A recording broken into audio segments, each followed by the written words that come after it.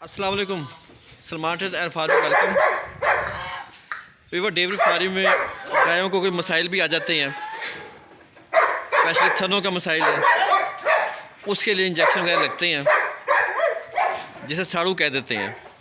एक आधा थन ख़राब हो गया,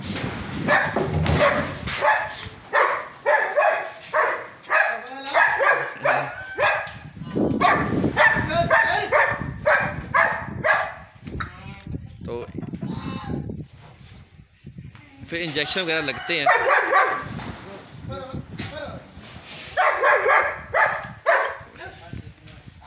ये इंजेक्शन है थन ख़राब हो जाए तो। हाँ जी, और फिर ये शरबत है इसका। गायों में जो दूध देने वाली गायें होती हैं उनके साड़ू वगैरह के मसाइल आ जाते हैं।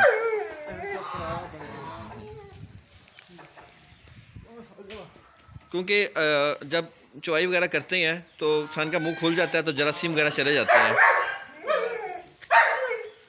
कुछ देसी इलाज भी होते हैं, जैसे दादर मिर्च हो गई, सरसों का तेल हो गया, और कुछ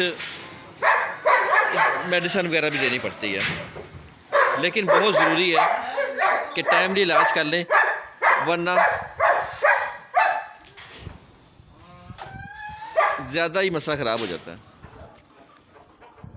2 इंजेक्शन सुबह, 2 इंजेक्शन शाम को लेंगे 2-3 दिन के लिए।